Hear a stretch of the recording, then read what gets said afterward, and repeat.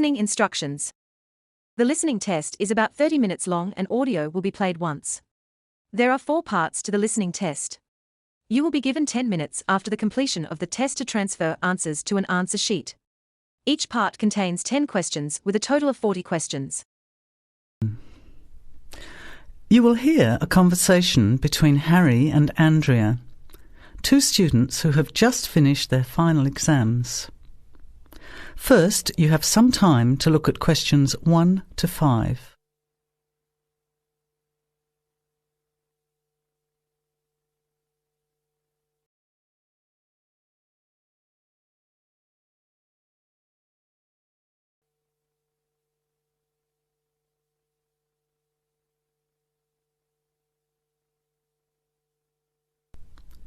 Now, let's begin.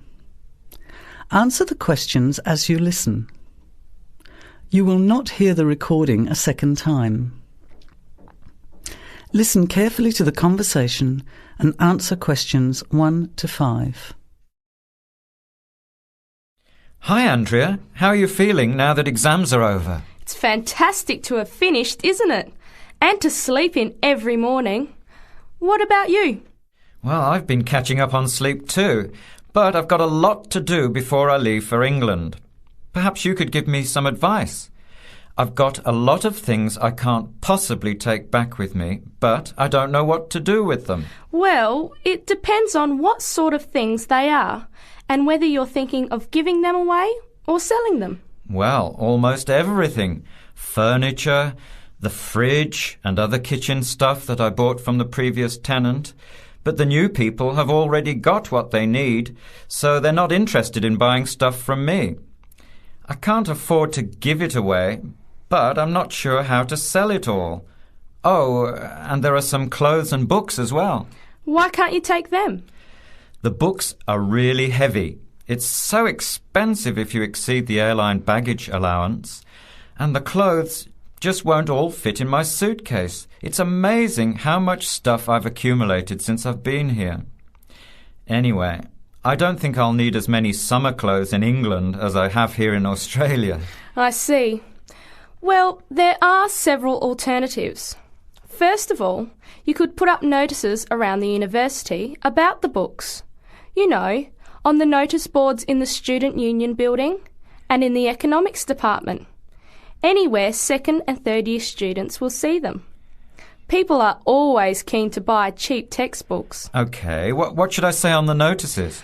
Just put the titles, authors and price you want, your name of course, and maybe put your phone number on those little tear-off tags. That's a good idea. And what about the furniture? You could try doing the same thing, but usually students are away all summer, so they don't want to buy furniture now. Another place to try might be a second-hand shop. Someone from the shop will usually come around and give you a free quote, and then you can decide. But you don't usually get much money for that sort of stuff. Before you hear the rest of the conversation, you have some time to look at questions 6 to 10.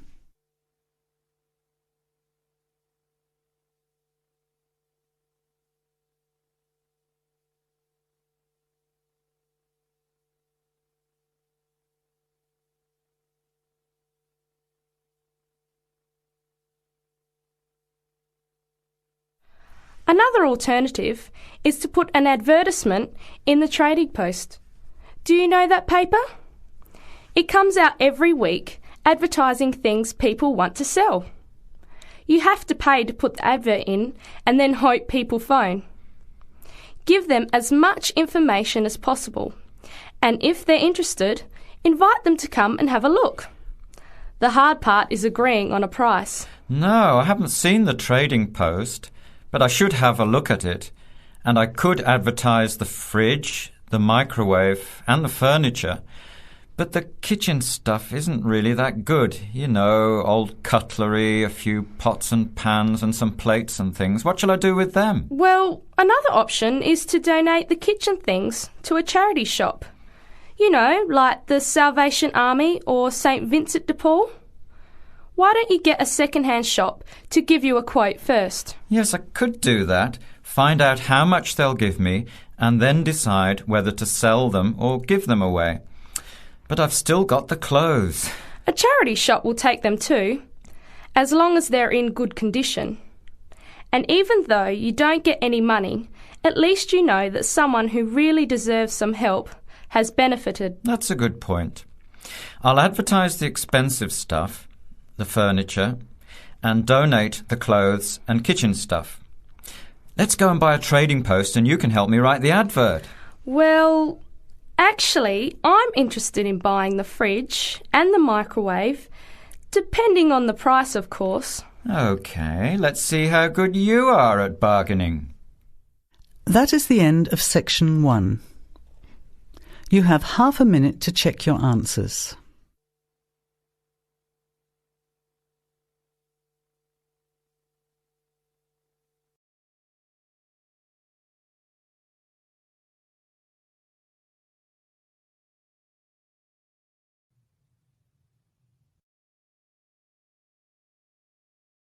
Now turn to Section 2. Section 2. You'll hear a guide talking to visitors about a tourist attraction. First, you have some time to look at questions 11 to 14.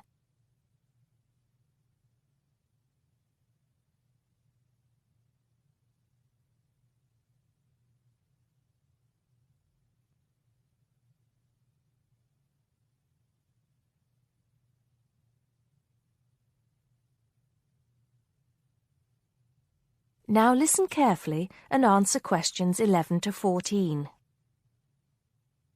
Good morning, everybody.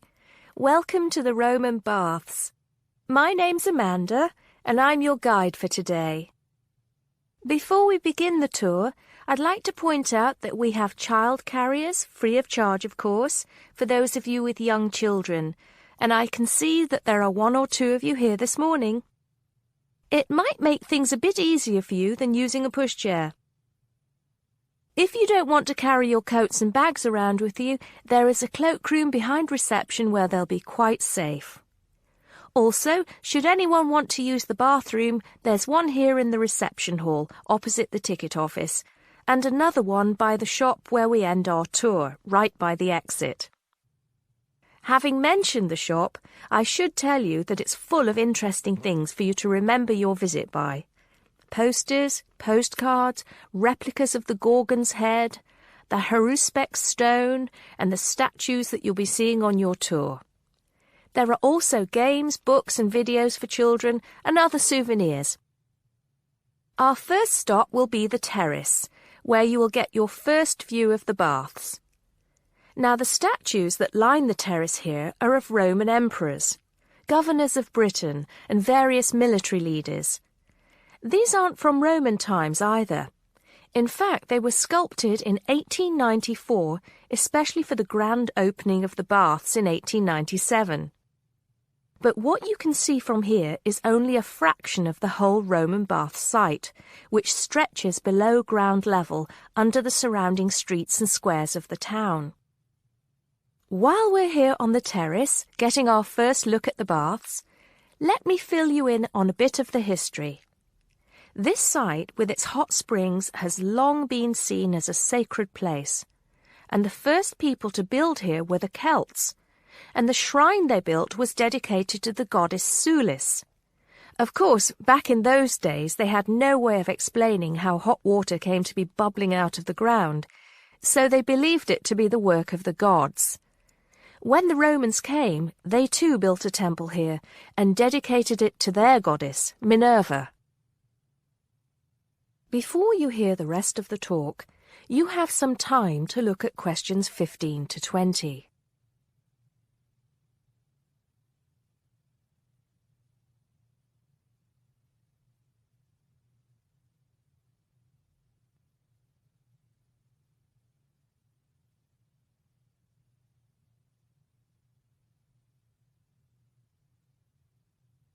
Now listen and answer questions 15 to 20. The bath you can see from here is called the Great Bath. Not very imaginative, I know, but it is the biggest. Impressive, isn't it? At one time it was housed in a huge vaulted hall 40 metres high, which for many people of the period must have been the largest building they'd ever seen in their lives. The bath itself is 1.6 metres deep, ideal for bathing, and has steps leading down to the water on all sides. The niches or alcoves you can see all around the bath would have had benches and possibly small tables for drinks and snacks. Not a bad way to spend your free time, relax, and tell yourself it's all good for your health. Let's move on to our next stop, the sacred spring. This is the heart of the site, where the hot water bubbles up from the ground at a temperature of 46 degrees centigrade. The water comes up from a depth of between roughly 2,500 and 4,500 metres, where geothermal energy raises the water temperature to between 64 degrees and 96 degrees. Over 1 million litres of this hot water rise up here every day, and as well as being hot, the water is rich in minerals, and it was thought it would cure various ailments and illnesses. In fact, people came here from all over the Roman Empire to try out its healing powers. Before we take a look at the changing rooms and saunas, which are known as the East Baths, and the plunge pools and heated rooms of the west part of the bathhouse, we'll pass through the site of the temple and the temple courtyard. Here we are. This temple is one of only 2 known classical Roman temples in Britain. The other is the Temple of Claudius at Colchester. This temple is said to date from the late 1st century AD, being built between 60 and 70 AD. But the original temple has been knocked about and added to over the centuries, and what you can see here are just bits of the original temple. Okay, shall we move on? That is the end of section 2. You now have half a minute to check your answers.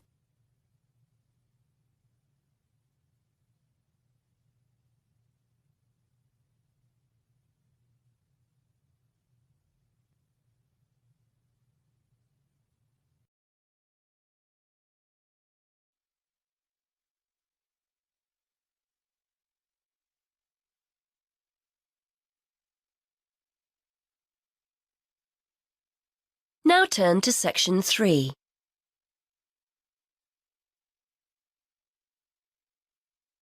Section 3. You will hear a conversation between a university tutor and a student about a jobs fair. First, you have some time to look at questions 21 to 23.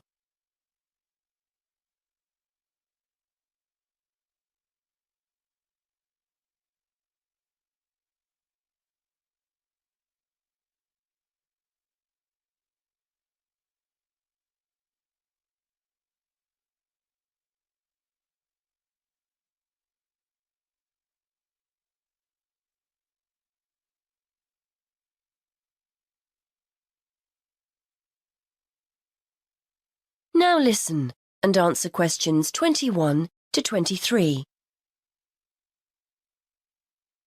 OK, Fergus, so we've looked at your assignment, which was OK. Now, before you go, you know about the jobs fair that's coming up, don't you? Yes, it's the week after next, isn't it? The whole week, is that right? That's right. Monday through to Friday. I'd suggest making sure you get along there on Tuesday and Wednesday. Engineering companies tend to be more prominent then, rather than on Monday or the end of the week. Yes, I've got the programme for this year, and it looks like those days will be best for me. I'm only in my first year, so I'm not expecting too much from the day. But I've heard you can pick up some valuable ideas for career paths. Well, you've still got a few years here, I know, but it's never too soon to make a good impression on potential employers. You've got the programme, so do some research. Have a look at company websites so you've got the basis for a good conversation with the people on the stands. Before you hear more of the conversation, you have some time to look at questions 24 to 27.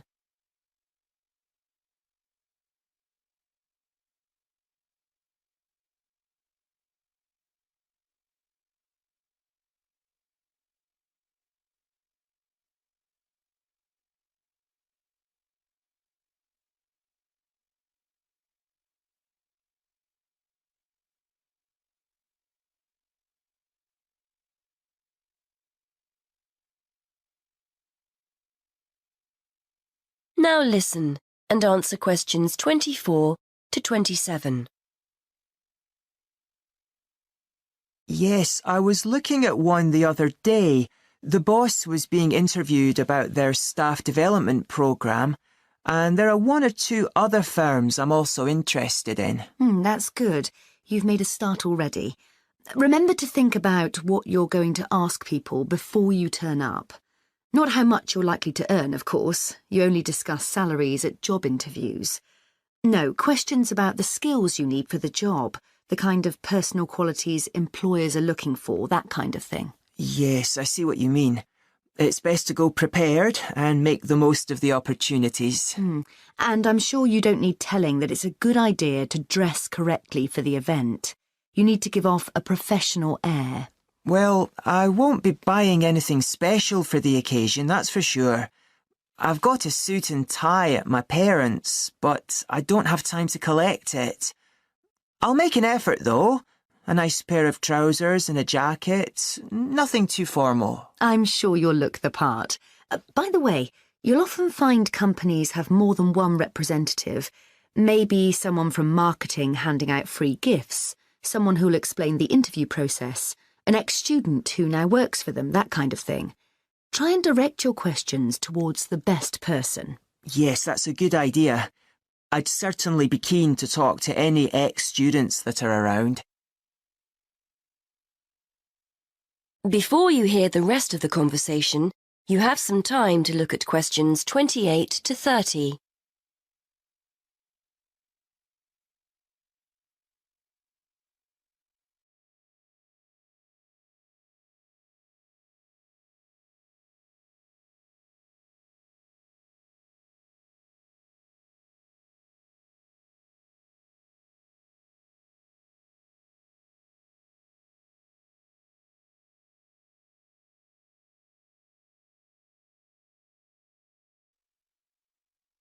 Now listen and answer questions 28 to 30. I'm sure you'll find the whole thing really useful. It's important to go to these events, and we always get great feedback from students who've attended. As long as you go with the right expectations. It's unlikely you'll come away with the promise of a job, of course. It's more about discovering what companies are looking for in potential employees. Yes. Plus, they're a great opportunity to practice things like networking, meeting new people, talking about yourself and what you do. Do you know what I mean? Definitely, yes. There will be several high-profile companies in the engineering sector, and you'll have the chance to get to know some useful people. If they give you their card or contact information, make sure you keep it safe. It's a sign they like you and want to keep in touch. That is the end of section 3. You now have half a minute to check your answers.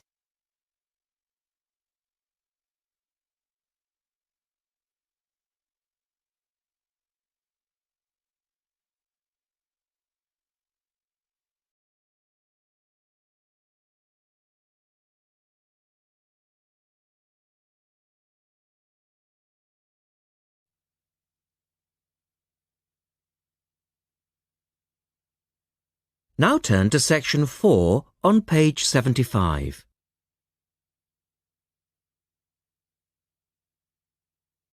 Test 3, section 4. You will hear Rebecca Bramwell, an artist and illustrator, giving advice on how to get your first job or commission as an artist.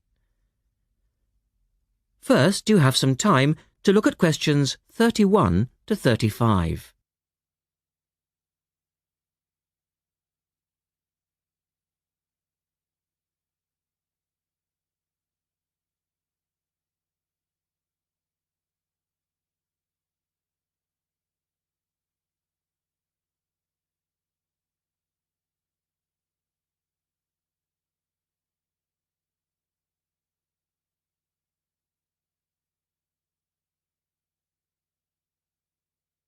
Now listen carefully and answer questions 31 to 35.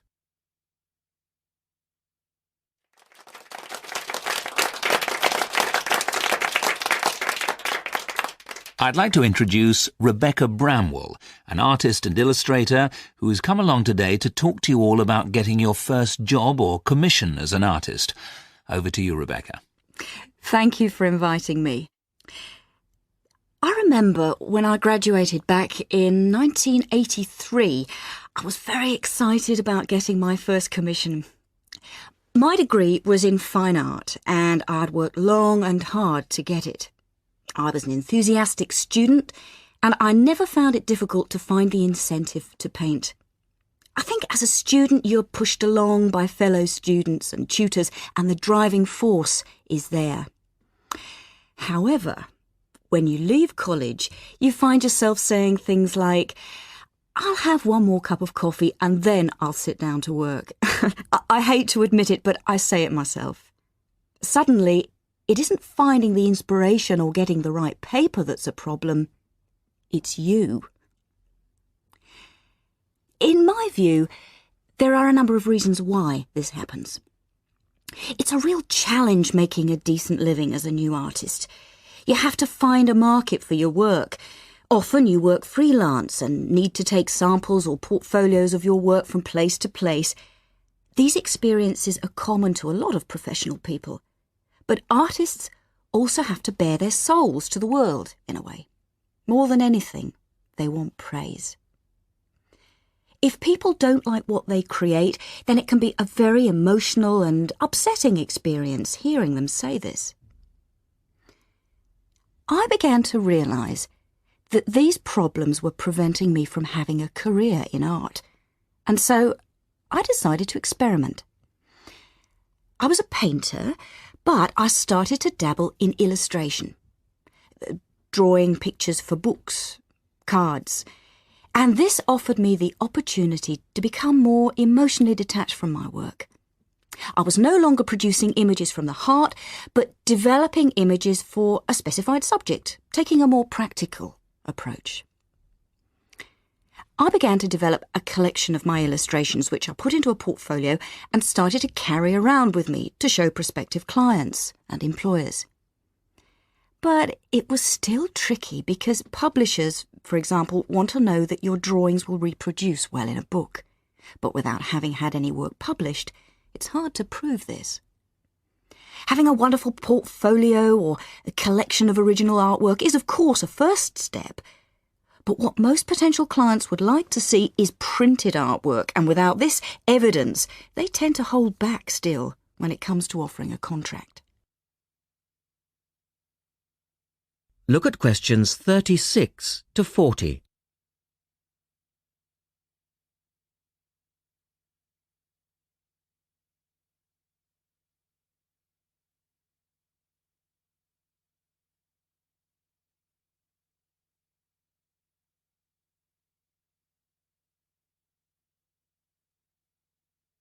Now answer questions 36 to 40.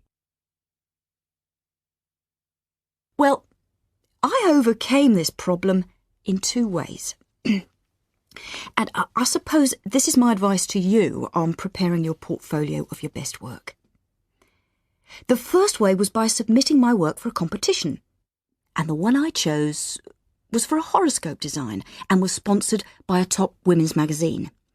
There are a few of these competitions each year, and they offer new illustrators an opportunity to showcase their work. The other approach I took was to design and print some mock-up pages of a book. In other words, I placed some of my illustrations next to some text in order to demonstrate how my work would look when it was printed. Perhaps I was lucky in that I had taken a degree that provided me with all-round creative skills so that I could vary my style and wasn't limited to a certain technique. Now, I think that is important. The art world and many other creative fields do try to pigeonhole people into snug boxes with an accompanying label. Now, I think you should try to resist this if you feel it happening to you. If you don't, you'll find it difficult to have new work accepted if you try to develop your style at a later stage in your career. Nevertheless, when you start out, and particularly when you're going for an interview, it's important not to confuse people by having a lot of different examples in your portfolio. One remedy for this is to separate your work into distinct categories. In my case, I did this by dividing my design-inspired illustrations from my paintings.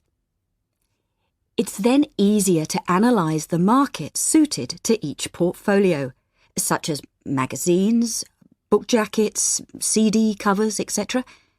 Working under two names is also useful, as it clarifies the different approaches and offers a distinction between them. I think it's been hard for artists to be recognised in anything other than the pigeonholes that they've been placed in. But luckily, these barriers are slowly being demolished. So I really do wish you all the very... That is the end of section 4.